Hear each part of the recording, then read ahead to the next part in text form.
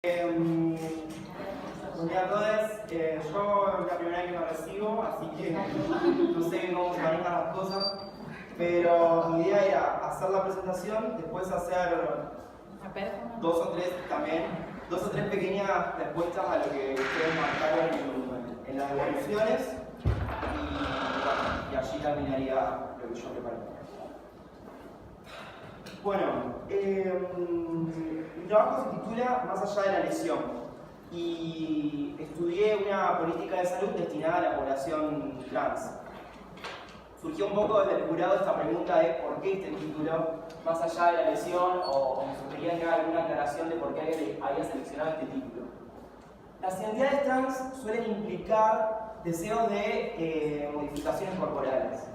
Lo entendible o por ahí lo recomendable sería que estas modificaciones corporales sean acompañadas por profesionales de la salud para poder hacerlo de una forma segura y que al mismo tiempo, bueno, estos profesionales entiendan o puedan respetar estas identidades trans. Sin embargo, tanto el sistema de salud público como privado es altamente expulsivo con la población trans. Luana Berkins, bueno, para hablar de esto me gustaría recurrir a Luana, que es una referente trans lamentablemente ya fallecida, y ella lo que sostiene es que la población trans está conviviendo todo el tiempo en un sistema de discriminación, exclusión y marginación que se retroalimenta de forma circular. Es decir, una situación de discriminación nos lleva automáticamente a la otra y estas situaciones se van condicionando las unas a las otras. Nos echan de nuestra casa por la elección de por nuestra identidad sexual, por esto no podemos terminar el colegio secundario, al mismo tiempo el sistema de salud es expulsivo, entonces tenemos problemas para el acceso a este derecho. Por ejemplo, Berkins nos dice: las travestis, transexuales y transgéneros vivimos afectadas por enfermedades relacionadas con la precariedad que caracteriza nuestras condiciones de existencia y morimos muy jóvenes por causas evitables. Bueno, acá se está refiriendo un poco a que lamentablemente la expectativa de vida de una persona trans apenas supera los 40 años. Y después nos dice, por ejemplo, la falta de acceso a los servicios de salud puede ser vivida como una responsabilidad individual si no efectuamos una interpretación que dé cuenta de las dinámicas institucionales que nos marginan de estos espacios. Recorre cierto discurso que nos dice, bueno, la salud es un derecho universal y en Argentina la salud es pública, entonces ¿por qué necesitamos una política de salud exclusivamente destinada a esta población si tienen posibilidades de acceder a este derecho igual que cualquiera? Pero bueno, en esta cita Berkins es bastante lúcida, digamos, y nos dice: si el sistema de salud, el médico, la enfermera, el personal administrativo, todo lo que compone a un hospital es altamente expulsivo como vos, que está todo el tiempo ejerciendo violencia institucional sobre tu cuerpo y sobre tu identidad, bueno, el vínculo que existe entre la población trans y el sistema de salud o la forma de acceder a este derecho se presenta como. Surge así la Ley de Identidad de Género, que viene un poco a tratar de saldar esta deuda entre el Estado y la población trans. Es sancionada en el año 2012, fuertemente impulsada por organizaciones de la diversidad sexual, organizaciones LGBT que vehiculizan los derechos de la población trans.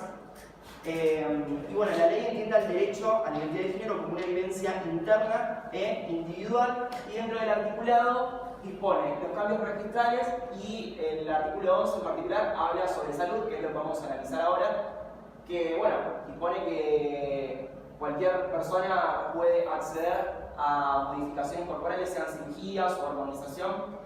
No es exclusivo igualmente de cirugías, no es exclusivo solamente de cirugía y hormonización, sino que puede incluir otro tipo de modificaciones para adecuar su corporalidad a la identidad que autopercibe. Surge entonces mi pregunta o mi objetivo general, digamos, a la luz de esta realidad que a mí me conmovía. Y bueno, yo me preguntaba, una vez sancionada la Ley de Identidad de Género, ¿qué fue lo que pasó? ¿Cómo se implementó esta ley? ¿Cómo esta ley se hizo política pública? Entonces el objetivo general, la pregunta que a mí me guiaba era tratar de analizar las características que adoptó la implementación de la Ley de Identidad de Género en sus múltiples dimensiones en el Hospital Iturraspe de la ciudad de Santa Fe entre los años 2012 y 2017. Ya vamos haciendo un recorte de nuestro objeto en términos espaciotemporales. Nos situamos en Santa Fe, el Hospital Iturraspe, el periodo 2012-2017. Elijo 2012 porque fue el año en el que se sancionó la ley, digamos, ni más ni menos. Y 2017, bueno, como para dar un tiempo y recibirme en algún momento. Se desprenden de este recorte los objetivos específicos. Los objetivos específicos son una suerte de ventana, me dice siempre Ernesto, desde las cuales vamos a observar el objeto que estamos estudiando. En ciencias sociales, los objetos de estudio suelen ser complejos, suelen ser diversos, heterogéneos, entonces precisar con claridad cuáles son los objetivos específicos o las ventanas que vamos a abrir para observar este objeto me parece que es fundamental. En el primero, lo que yo quería era tratar de identificar qué fue lo que los equipos médicos o los médicos como grupo corporativo hicieron al momento de implementar la ley. En el segundo objetivo me proponía observar los equipos no médicos que trabajan dentro del hospital. Y en el tercero me proponía observar cómo se vinculaba, cómo interactuaba el Hospital Iturraspe con sus límites. Es decir, nosotros estamos a punto de analizar la implementación de una política de salud en el Hospital Iturraspe. Esto es nuestro caso. El caso es un proceso de implementación. Y el Hospital Iturraspe es el escenario. Es decir, el Hospital Iturraspe no es el caso, el Hospital Iturraspe es el escenario de este caso. Sin embargo, el caso excede al hospital. La implementación de esta política pública no es solamente el Hospital Iturraspe, sino que es el Hospital Iturraspe y su vínculo con otras agencias estatales de nivel municipal o de nivel provincial o de nivel nacional, los vínculos entre el Hospital Iturraspe y las organizaciones de lesbianas, gays, bisexuales y trans que vinculizan los derechos de la población trans, los vínculos entre el hospital y los mismos usuarios de la ley. Esto es lo que vamos a tratar de analizar un poco en el objetivo 3. Sobre el apartado metodológico, ahora que ya sabemos qué queremos hacer, vamos a ver cómo lo vamos a hacer. Yo utilizo la perspectiva metodológica del estudio del caso. Stake define el caso como un sistema con límites y utiliza esta noción de sistema porque entiende que el estudio del caso nos permite analizar la superposición de diferentes escalas. Sobre todo en los estudios de la implementación, viene bastante útil el estudio del caso porque tenemos varios planos que están impactando en simultáneo sobre el caso que nosotros vamos a analizar. Un plano institucional, un plano organizacional, un plano social, hay diferentes planos que se superponen y el estudio del caso nos permite trabajarlos todos al mismo tiempo y analizar diferentes tipos de fuentes de información, entrevistas, análisis de contenido. El estudio de caso que yo hago es de tipo intrínseco, porque me preocupaba por analizar el caso en particular.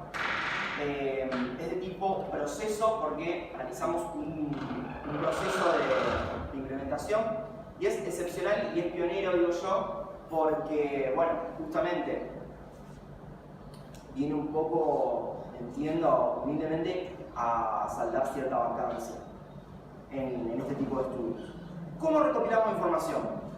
Entrevistas, análisis de documento y observaciones. Entrevisté más o menos a 17 personas, 17 entrevistadas estuve, entre médicos, no médicos, usuarios de la ley, referentes de diferentes organizaciones. A muchas de estas personas las entrevisté 2 y hasta 3 veces, entrevistas de 1 hora, así que al final tenía casi 30 horas de entrevista, ese era mi material.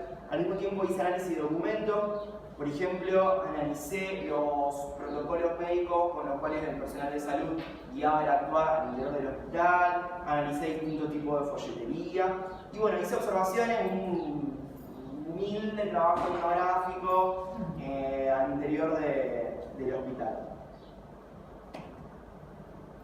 Bueno, vamos a tratar de acortar un poco. Bueno, vamos a pasar entonces a los hallazgos en sí o aquello que yo descubrí. En última instancia, después volvemos sobre el marco teórico, me parece. Bueno, focalizar en la pregunta. ¿Qué tratábamos de descubrir en el objetivo 1 y en el objetivo ¿Qué hizo el personal médico? ¿Qué hizo el personal no médico con esta política? Vamos a ir desde lo más general a lo más particular, que es por ahí un poquito el trabajo inverso que hago en la tesis, porque hacia la conclusión es cuando uno empieza a armar ciertas generalizaciones. Yo lo que detecto es una tendencia o una forma de hacer política pública que tiene el hospital, que no es pura, digamos, que no es acabada, sino que es simplemente una tendencia que tiene características incrementalistas. Es decir, se detecta una fuerte pereza institucional y una tendencia conservadora. Todos los avances que hay en la implementación de esta política están basados en pequeños ajustes o avances paso a paso. También destaca el reciclaje de rutinas organizacionales previas.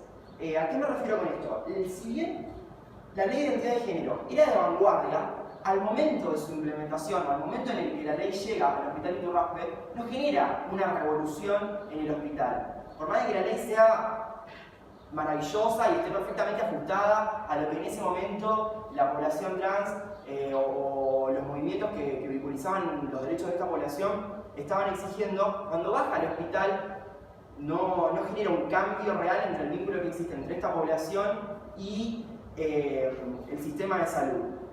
Un caso concreto de donde podemos detectar esta tendencia incrementalista es en cómo se van reciclando rutinas organizacionales constantemente al interior del hospital, marcando esta pereza institucional y esta tendencia conservadora. El ejemplo que yo pongo acá es el caso de las mastectomías. En determinado momento, hacia el año 2013, 2014, en el hospital se comienzan a hacer mastectomías. La mastectomía es una cirugía solicitada sobre todo por varones trans que desean una extracción de las glándulas mamarias, y fue la única cirugía que el hospital pudo practicar de forma rutinaria o más o menos organizada. Entonces nosotros decimos, bueno, a ver, el hospital pudo practicar esta cirugía, entonces entendemos que fue un avance.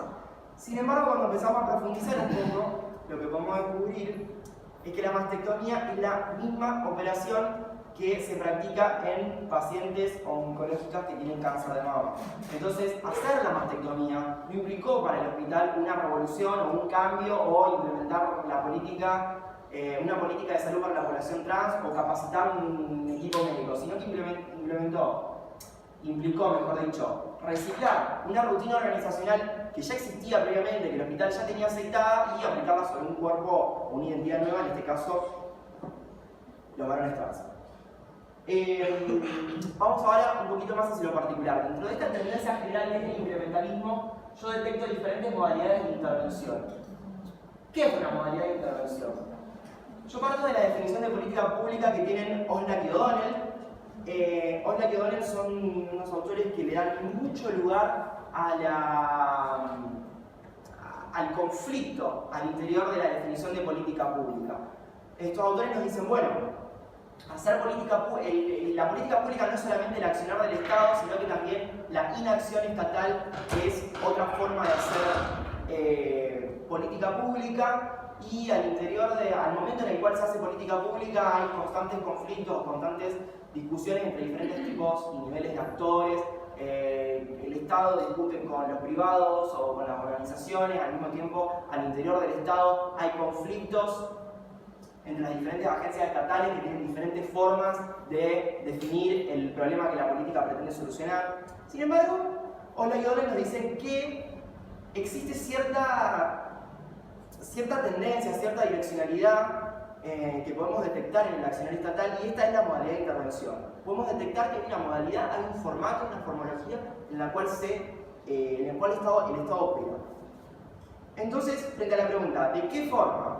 En el objetivo 1, los médicos del Hospital Iturraspe hicieron política pública. Aquí están las modalidades de intervención.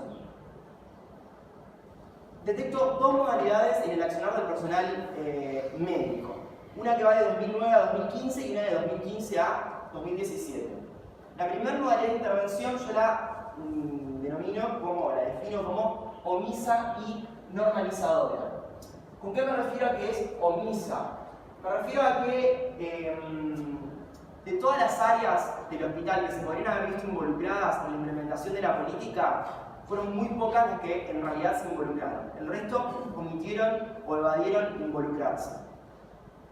Dentro de estas áreas, de las áreas que sí se involucraron, por ejemplo, salud mental, endocrinología, de todo el equipo médico que conformaba el área de endocrinología o el área de salud mental, muy pocos fueron los profesionales que se involucraron concretamente. Por ejemplo, dentro de salud mental, que incluye psiquiatras, psicólogos, etc., solamente 2 psicólogas mujeres se involucraron en la implementación de la política, y dentro de endocrinología, una endocrinóloga mujer.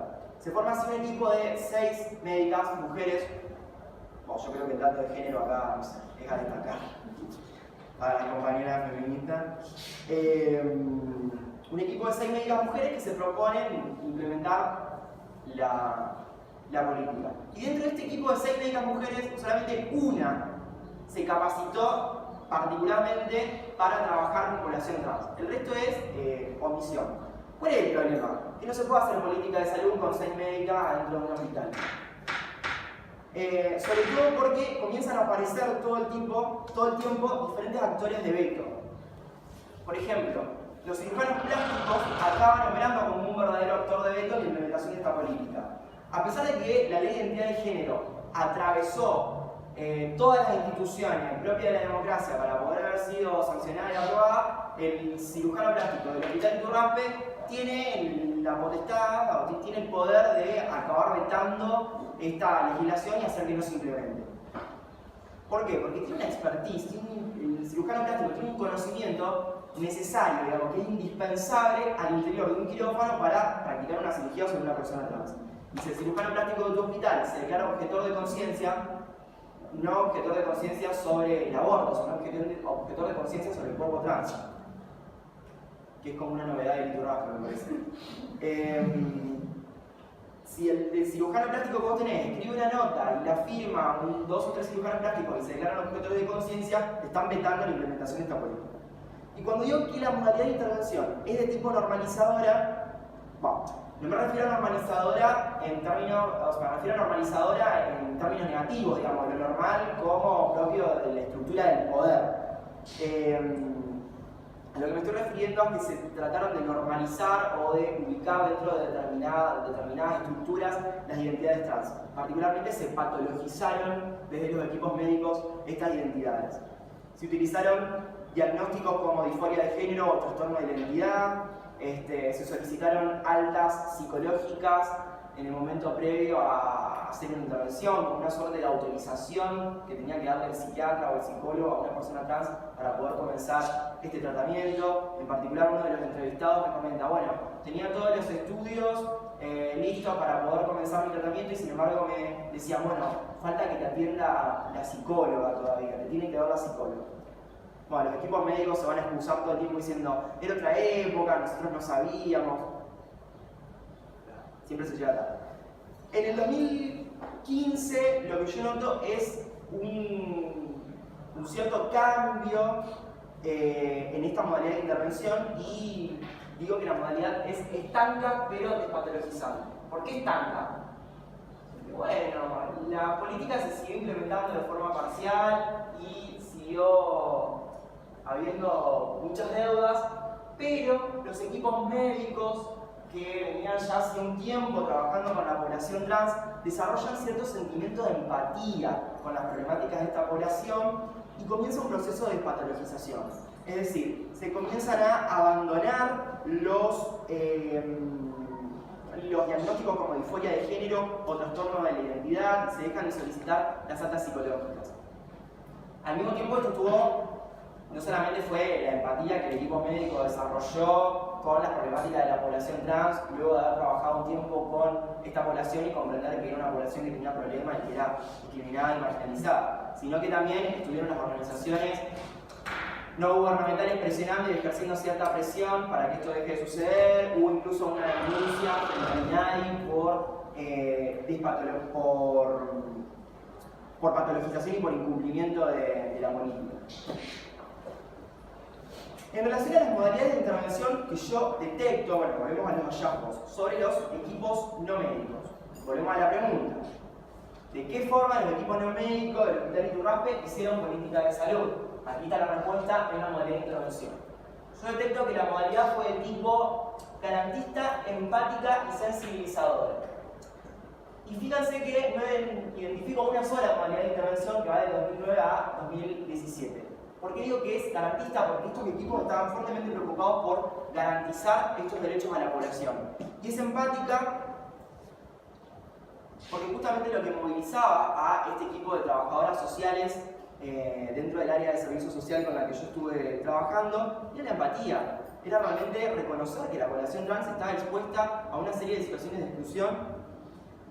Y la estrategia que tenían para tratar de garantizar estos derechos era sensibilizar. Es decir, tratar de trasladar esta empatía que ellas ya poseían al resto de los equipos o al resto de los profesionales de salud dentro del hospital. Bueno, también la mayoría eran mujeres y varias de ellas eran parte del colectivo LGBT, me parece también un dato, como dijimos antes, a tener en cuenta el dato de género, y también la mayoría del personal no médico provenía de alguna militancia de tipo partidaria o de alguna organización de la diversidad sexual o de alguna organización feminista. Me parecen datos a tener en cuenta las trayectorias de estas personas entrevistadas. Lo que sucede es que pasado un tiempo, el equipo no médico desarrolla cierto aprendizaje social. Este aprendizaje ¿en qué está basado? En la informalidad. Es decir, la forma más eficaz y más eficiente de garantizar estos derechos a la población es a través de actos de implementación informales. Es decir, es hacer la política pública informalmente, moviendo amiguismo, moviendo un contacto dentro del hospital, violando ciertas reglas de la burocracia. Esta es la forma más fácil de poder garantizar estos derechos. Entonces, aparentemente nuestra política se va definiendo entre el nivel de empatía que vos tenés con esta población y la capacidad que tenés de mover algún amiguismo dentro del hospital. Por fuera de eso, se dificulta garantizar algún tipo de derecho. Analizando la modalidad de intervención de la dirección del hospital, yo lo que sostengo es que fue de tipo negligente, ya que se delegó la implementación de la política a la buena voluntad de los profesionales de salud y no se dibujó o no se delineó una política de salud coordinada desde la dirección del hospital, y lo mismo vamos a ver después cuando analicemos el acuerdo del Ministerio de Salud. Bajando a un nuevo nivel hacia lo particular, dentro de estas modalidades de intervención, lo que yo detecto son diferentes tipos de actores. Fundamentalmente dos, que se pueden después clasificar en diferentes categorías, pero fundamentalmente dos. Quienes dificultaron la política actuaron como verdaderos actores de veto, omitieron implementar la política, evadieron directamente la implementación de esta política y pusieron barreras. Claro ejemplo, el equipo de cirujanos plásticos, y quienes facilitaron la implementación de la política e intentaron garantizar los derechos que estaban presentes en la Ley de Identidad de Género. Bueno, justamente como recién decía, se basaron fundamentalmente en actos de implementación de tipo informales y en el desarrollo de cierto sentimiento, de cierta empatía con las problemáticas de esta población. Bueno, lo que podemos concluir de los objetivos 1 y 2 es que la política se acaba definiendo ahí, entre el nivel de empatía que vos tenés con la población con la que trabajás y la posibilidad que tenés de garantizar estos derechos a partir de los contactos que tenés dentro del hospital. Pasando al objetivo número 3, volviendo nuevamente a la pregunta. ¿Qué nos preguntábamos? ¿Cómo trabajó el Hospital Iturraspe con sus límites, digamos, con otras organizaciones, con otras agencias estatales? Lo que yo puedo decir es que Santa Fe fue una provincia pionera en el reconocimiento a la identidad de género. Por ejemplo, en el año 2009, el Ministerio de Salud saca la resolución 1877-2009, que es una resolución en la cual se reconocía, después fue corregida por una segunda resolución. En estas dos resoluciones de lo que hablaba era del reconocimiento a la identidad de género en todos los sectores públicos de salud. Y en el año 2010, por ejemplo, se derogan en Santa Fe los artículos del Código de Faltas y Contravencionales que criminalizaban las identidades trans. Esto, bueno, no producto de la presión de las organizaciones, como supongo que algún salto de voluntad política debe haber. Sin embargo, el accionar fuerte de otras agencias estatales lo vamos a encontrar hacia el año 2015, cuando surge la Subsecretaría de Diversidad Sexual. Y yo lo que identifico es que su modalidad de intervención es de tipo garantista y empática. Fundamentalmente lo que puedo decir es que la mayoría del personal que integra esta agencia estatal pertenece al colectivo LGBT, de lesbianas, gays, bisexuales y trans, y esto implica cierto enraizamiento entre la población, entre los propios burócratas de la agencia estatal, o los actores públicos, y las problemáticas de la población trans. Nuevamente destaca el elemento empatía, un grupo propio de la población LGBT que tiene cierta empatía o que se siente movilizado por las problemáticas de esta población. Bueno, está nucleado en una subsecretaría cuyo objetivo es trabajar exclusivamente estas problemáticas. En relación a lo que podemos decir de las hormonizaciones, bueno, la subsecretaría logró que se abran varios centros de hormonización en diferentes ciudades de la provincia.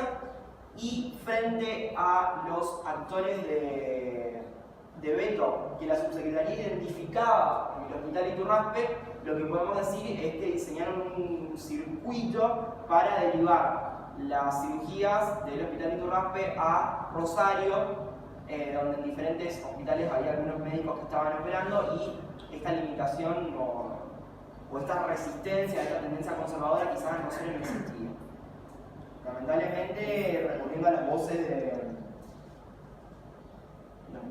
los mismos usuarios de la política, lo que podemos decir es que al año 2018 se realizan operaciones en la ciudad de Rosario cada mucho tiempo, digamos, esporádicamente, y esto hace que la lista de espera sea bastante larga y que haya que esperar mucho tiempo. Lo cual, bueno, preocupa en cómo esta subsecretaría realmente está garantizando o no está garantizando este derecho, digamos. La subsecretaría, bueno, se va a cubrir diciendo que se necesita capacitar a un médico de forma muy particular, se necesita mucha casuística, por ejemplo, para practicar una vaginoplastía. Para que un cirujano pueda practicar una vaginoplastía solo, necesita de 15 cirugías realizadas acompañando a otro médico. Necesita realizar 15 cirugías acompañando a otro médico que le explique cómo hacer la cirugía. Y bueno, faltan casos, falta casuística, entonces por esto concentramos todo en Rosario. Bueno, pero realmente si vos vivís en otro lugar que no sea Rosario, es incómodo tener que trasladarte a Rosario para hacerte una vaginoplastía o cualquier tipo de cirugía, digamos, de otra ciudad, un lugar que no conoces. Bueno, ¿qué es lo que podemos ir cerrando? En 1973 hay dos autores, Pressman y Bielaski, publican un libro que se llama Implementation y inauguran un poquitito dentro de la ciencia política lo que son los estudios de implementación.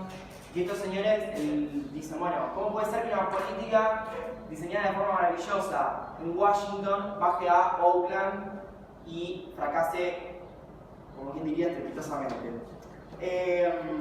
Bueno, a ver, ¿cómo puede ser que la ley de identidad de género, que está perfectamente diseñada en Capital Federal, baja al Hospital Iturraspe de Santa Fe y fracasa? Entonces Pressman y Bielaski nos van a decir, bueno, lo que tenemos que hacer no es leer la política y a ver cómo está maravillosamente diseñada, sino que tenemos que inaugurar este nuevo campo de estudio y bajar justamente a la implementación, ir hacia los estudios de la implementación, ver cómo la política se implementa. Y lo que descubrimos es que hay un montón de actores que entienden de diferente forma el problema y que están discutiendo todo el tiempo entre sí, y que justamente esos actores son los que tienen el poder verdadero para vetar o no vetar este derecho. Lamentablemente el derecho a la identidad de género al interior del Hospital Iturraspe continúa siendo debatido. tenemos actores de veto y tenemos otro grupo que tiene cierto desarrollo de empatía o que tiene un sentimiento con la problemática de esta población. Es bastante diferente la ley de identidad de género en relación a otras políticas. Por ejemplo, por compararla con otra política de salud, no sé, una campaña de vacunación. Bueno, se dispone un presupuesto, probablemente haya otras problemáticas, digamos, pero se dispone un presupuesto, se compran las vacunas, se llevan a los centros de salud, se vacuna a la gente, medio como que ahí termina. No necesitas que el equipo médico desarrolle empatía por la problemática de la persona a la que está a punto de vacunar. Sin embargo, cuando observamos el trabajo que tienen los profesionales de salud con la población trans, aparentemente es muy necesario que estos equipos tengan un desarrollo empático, que hayan desarrollado un sentimiento o que por lo menos en su interior se hayan cuestionado por qué esta población necesita que se le garantice este derecho y por qué esta población necesita que se haga tal cosa o tal otra y por qué se debe cumplir esta ley. Cosa que, bueno, evidentemente con otras políticas no pasa. Es decir, no actúan directamente como la ley indica, sino que primero se cuestionan en su interior a ver si esto está bien, esto está mal, si lo que dice la ley está bien o está mal, y después, bueno, deciden si actuar o no. Y bueno, ahí hay determinados actores, determinados profesionales que deciden activar, implementar la política, y determinados profesionales que dicen, bueno, no, yo no estoy de acuerdo con esto, me parece que está mal, por más de que sea una ley, y entonces, bueno, no lo voy a implementar. Como bien decía antes, el derecho a la identidad de género en el Hospital Iturraspe sigue siendo debatido, a pesar de que la ley haya sido aprobada, sigue siendo discutido, y mientras siga siendo discutido, las personas trans van a seguir definiendo su identidad más allá de la lesión en el vínculo que existe entre la vida y la muerte. Gracias.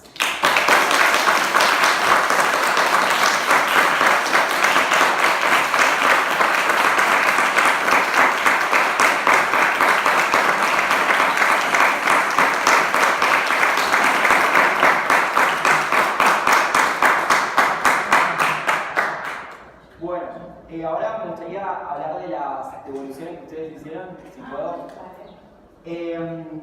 Bueno, una de las preguntas que surgía al jurado era sobre la importancia. Perdón. Porque nosotros hablamos de vos, porque seguramente van a circular. ¿Vamos a hablar de lo mismo? Claro. Bueno. Sí, después vos hacer sumar, me parece. Como así todos saben que estamos hablando. Bueno, yo iba a hablar de las devoluciones que ustedes mandaron y quería decir 2 o 3 cosas sobre eso, pero que estuvimos preparando con Ernesto, pero... Dale, no, sí. A ver, si lo aclaramos como a todos los que estamos presentes que hubo una devolución nuestra después de la lectura del escrito. Y bueno, la idea era intercambiar en este espacio previamente para que sea pensado. Obviamente que las devoluciones son generales y no era que yo mandé a leer de estos órdenes, sino que justamente digamos, a futuro se pudieran pensar estas cuestiones, digamos, hubo un intercambio previo, pero bueno, ahora lo vemos. ¿Cómo quieran recomendaciones? No, me preguntaban un poco sobre la importancia fundamental del Hospital Iturraspe o por qué yo había seleccionado el Hospital Iturraspe. Bueno, yo creo que es un caso bastante complejo, digamos, el Hospital Iturraspe fue escenario del caso Ana María Acevedo. Al mismo tiempo, el Hospital Iturraspe tiene un subcomité de VIH que hace muchos años, desde los 90, desde mediados de los 90 viene dando respuesta a la epidemia del VIH en Santa Fe, y al mismo tiempo es el único hospital, al menos hasta el año 2017, que dentro de la ciudad de Santa Fe trabaja o tiene algún trabajo más o menos organizado con población trans. Entonces, evidentemente, ¿cómo? Sigue siendo. Entonces, evidentemente, el Hospital Iturraspe es un caso complejo que aloja a su interior diferentes perspectivas, diferentes ideas. Y bueno, fundamentalmente era el único hospital, hasta cuando yo comencé el trabajo, el diseño del proyecto en el 2016, era el único hospital donde había algún trabajo con población trans. Después van surgiendo el Sayao, bueno, van surgiendo otros efectores de salud que comienzan a tener algún trabajo dentro de la ciudad con esta política. Pero bueno, a mí lo que me interesaba del Hospital Iturraspe era esto. Después, bueno, me pedían alguna reflexión sobre conocimiento situado. Bueno, yo fui a la edad de Donna Haraway. Ay, no. Pero no. Sí. No, pero me gustaba La idea, me pareció un desafío la interesante. idea era esto de que vos, que lo planteaste al principio, esto de lo que a vos te conmovía, de este objeto de estudio, ¿no? Y pensarlo desde el lugar de cómo continuás durante tanto tiempo, porque es una investigación larga, el deseo de permanecer en esa investigación. Entonces, desde ese lugar te lo preguntábamos. Claro, Sí. era más de eso como subjetivo, ¿no? Claro. ¿Qué te motivaba a vos a hacer esa investigación? Bueno, ahora Donna Haraway ya la leí. Bueno, te No, a ver, ¿qué dice Donna Haraway? Dice, bueno, ¿cómo podemos construir? O sea, ella se cuestiona la epistemología, digamos. ¿Cómo podemos construir objetividad desde una perspectiva feminista? Y ella lo que sostiene es que el conocimiento, digamos, es siempre situado y, bueno, discute un poco con la arrogancia positivista. Dice, bueno, el conocimiento es situado, es local, todos nos merecemos un cuestionamiento sobre nuestras propias tecnologías de construcción semiótica o de construcción de sentido, y no dice esto para justamente destruir los sentidos o destruir los cuerpos o destruir nuestro objeto de estudio, sino justamente para poder construir sentidos nuevos y perspectivas o lentes, perspectivas teóricas o lentes nuevos que nos permitan una proyección a futuro. Y bueno, ¿cómo? Y ser conscientes de ese objeto que estamos construyendo y cómo reflexionamos a partir de eso, pero no desde una teoría universal, sino de un conocimiento que es situado. Yo lo que creo fundamentalmente es que, bueno, a mí particularmente como integrante de la población LGBT, digamos, como formo en carne propia el colectivo de lesbianas, gays, bisexuales y trans, y eso es lo que a mí me motiva a estudiar las problemáticas de esta población, porque yo mismo transito las instituciones y transito los diferentes espacios, salvando las distancias que me diferencian a mí de una persona trans, identifico cómo muchas veces al interior de esas instituciones, al interior de esos espacios, se excluye, se discrimina, se encuentra uno dificultades para movilizarse al interior de una institución, siendo gay, bisexual, lesbiana o trans, o teniendo una identidad disidente, uno mismo encuentra dificultades para movilizarse dentro de diferentes instituciones. Entonces digo, bueno, ¿qué pasa en el acceso que tiene la población trans a este derecho? ¿O qué sucede con la población trans que se muere tan joven? Y las políticas de salud que pensamos para esta población. Eso era un poco lo que a mí me motivaba. Y si esto no es conocimiento situado. Yo me acordaba mucho de Nos referíamos a eso, tú nos usamos conceptos muy naturalmente, nosotros era para relajar, no te referíamos a eso, ¿no? No, incluso lo veía en este vínculo que vos estás diciendo con tus propios recorridos y experiencias, con el manifiesto de denuncia de la marcha del orgullo, ¿no? Y ahí claramente, o sea, yo acá está, digamos, todo lo que plantea Matías en su propuesta, y eso está muy bueno, digamos, ese vínculo que se hace. Y lo último, bueno, Sacha, vos me preguntaba un poco cuál era el potencial, digamos, político que podía tener esto, recuperando las voces de los entrevistados. Yo, por ejemplo, algunos de los resultados de esto son... ¿Esto qué? No, Matías, esas puertas de entrada son, por ejemplo, este cuadro. En este cuadro lo que yo muestro son las diferentes áreas que una persona tiene que recorrer dentro del hospital y los diferentes espacios que tiene que visitar dentro del hospital para poder acceder a algún tipo de tratamiento. Este en particular es de hormonizaciones. Bueno, una segunda versión de este cuadro podría ser, por ejemplo, analizar las trayectorias de salud. Una segunda versión del cuadro podríamos analizar las trayectorias de salud de una persona trans y analizar de dónde viene esta persona trans y cuánto tiempo tarda en atravesar cada una de las áreas del hospital. ¿Qué pasa? No, ¿Se van a hablar entre ustedes? no, eso es para hacer un cuadro gigante y colgarlo en el hospital y decir la complejidad de... Bueno, evidentemente es complejo, imagínate que el hospital vos entras y te asusta y bueno, Por ahí una segunda versión podría ser esta, precisar en cada área cuánto tiempo promedio tarda una persona en atravesar este área y decir, bueno, ¿cómo podemos optimizar este proceso? ¿Cómo podemos hacer que esto sea más eficaz, más eficiente? ¿Cómo podemos facilitar? ¿Por qué hay que transitar tantas áreas? ¿Cómo podemos hacer que sea más sencillo? ¿Por qué se tarda tanto tiempo en este lugar? ¿Se tarda 3 días, 1 mes, 2 meses? ¿Por qué se tardó tanto tiempo? ¿Se fue el profesional de vacaciones? ¿O es que hay otra cosa que está sucediendo?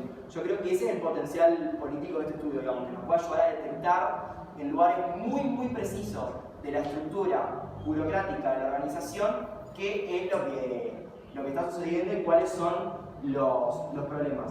Después otro potencial yo creo que es, bueno, esto es una línea de tiempo multiescalar, donde yo preciso lo que hizo el hospital y lo que hizo el gobierno de la provincia y algunos sucesos de organizaciones que sucedieron a nivel nacional. Y yo creo que bueno, el potencial de esto es justamente hacer como una suerte de memoria, de cómo la población trans fue luchando y conquistando estos derechos en muy poquito tiempo, pero con mucho sufrimiento. Así que bueno, sobre el potencial político yo pensaba un poco eso. Vamos a Sí, todo. Se puede Me hacer. encantó los plenos, el trabajo es increíble, Matías, de verdad. Felicitaciones. ¿Qué quieren decir? Bueno, como te lo dije, a mí me generó un dilema.